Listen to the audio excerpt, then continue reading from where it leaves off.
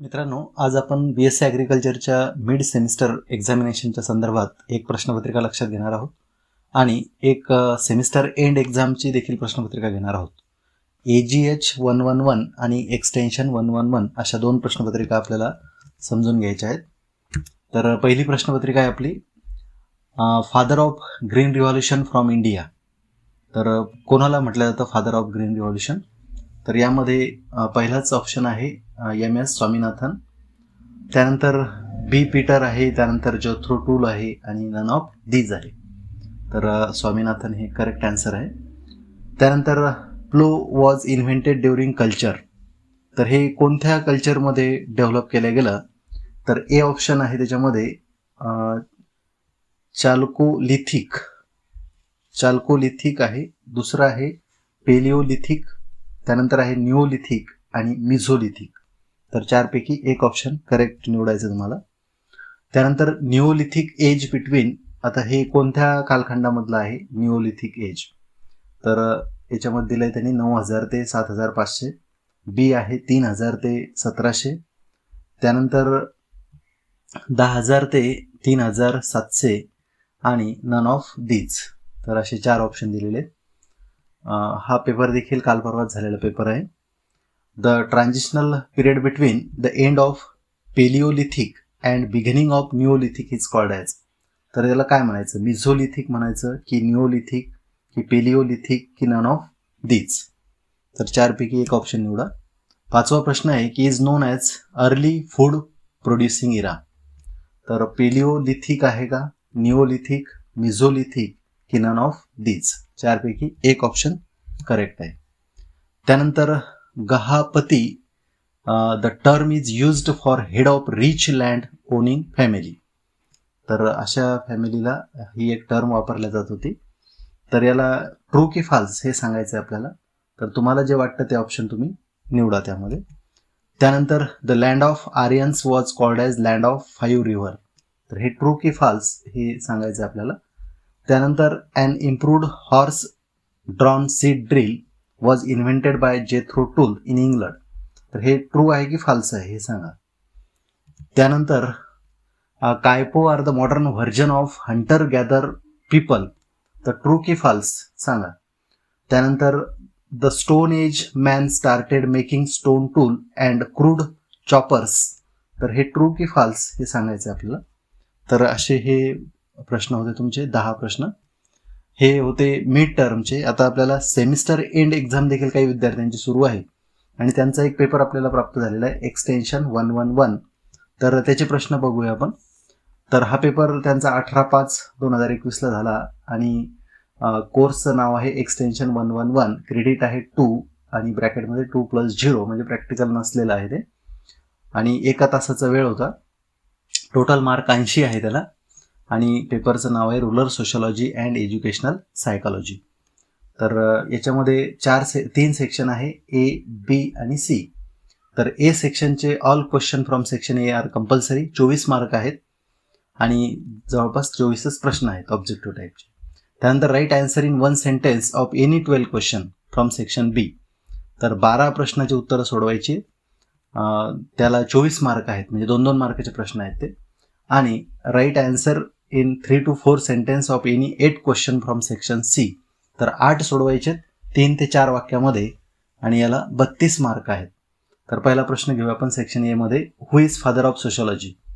तर ऑप्शन 4 आहेत त्याच्यामध्ये. ऑगस्ट कॉम्ट आहे, किम्बॉल यंग आहे, निमकोप आहे आणि रोगर्स आहे. तर असे ऑप्शन आहे. Basic unit of society is marriage, school, religion, family. चारपैकी एक निवडा. Is the process of understanding sensation और attaching meanings based on past experience to sign. तर याला टीचिंग, मोटिवेशन, परसेप्शन की लर्निंग यापैकी एक निवडा. चौथा प्रश्न आहे. Major occupation in most of the rural area of the world is farming, business, manager आणि एक्झिक्युटिव्ह. तर चारपैकी एक निवडा. Density of population of rural area is as compare to urban area. कशी असते, कमी का जास्त, similar, more, less or none of these. त्यानंतर आहे standard of living of rural society is as compare to urban society कशी असते, काय मी जागा दिलेली आहे, higher, lower, similar, none. Trade union is an example of type of group, primary group, secondary group, informal group आणि reference group. It is an example of functional leader, headmaster of school, doctor V R Ambedkar. C आहे tribal chief आणि D आहे prime minister. त्यानंतर आहे 9, it is belief in supernatural power. तर यामध्ये पहिला option A आहे फेथ, ताबूज, फोकवे आणि रिलिजन. त्यानंतर 10 नंबरचा प्रश्न आहे one of the following is not function of family.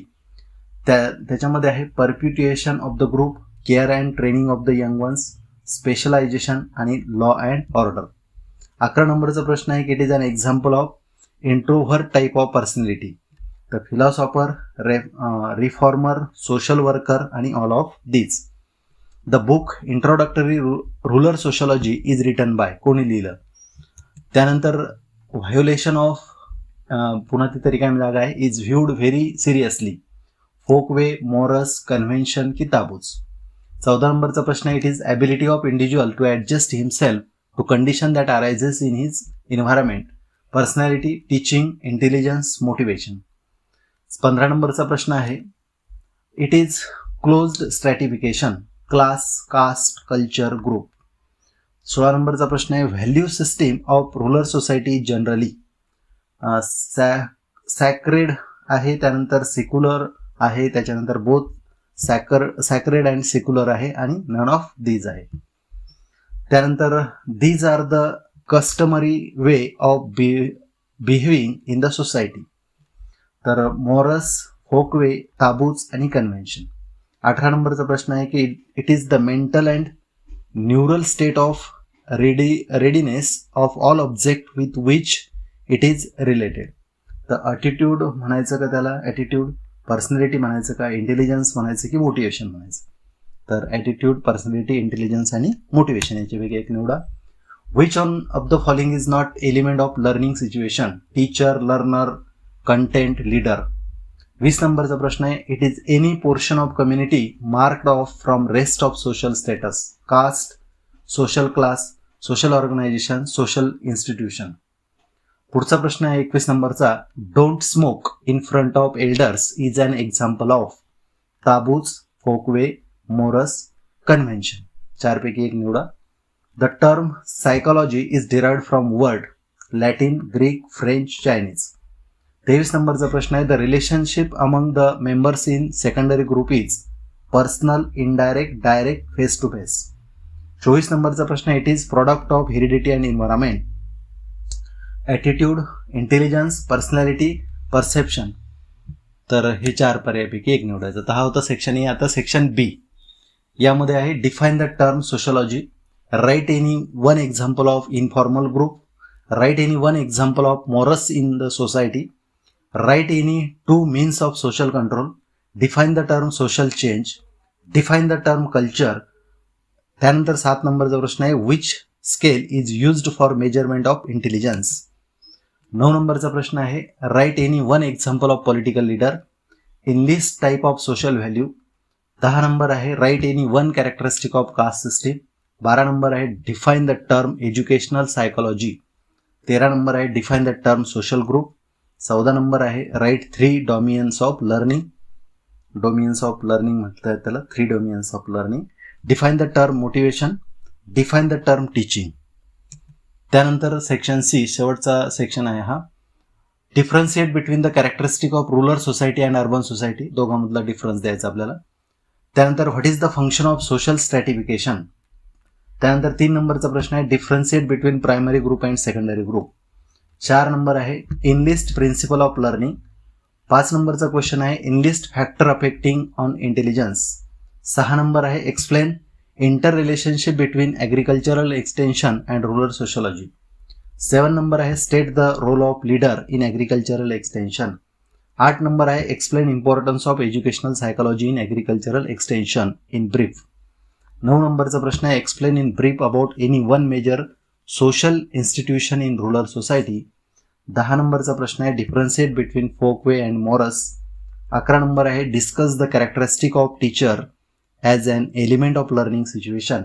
आणि 12 नंबरचा प्रश्न आहे differentiate between the caste and class system. तर असे हे 12 प्रश्न आहेत. आता या ठिकाणी ही प्रश्नपत्रिका दोन्ही आपण लक्षात घेतल्या. आता उद्यापासून आता आणखी आपल्या नव्या प्रश्नपत्रिका येणार आहेत आणि त्या सर्व आपण लक्षात घेणार आहोत मिड टर्म एक्झामच्या. तर या ठिकाणी आता पुन्हा एकदा थांबतो. धन्यवाद.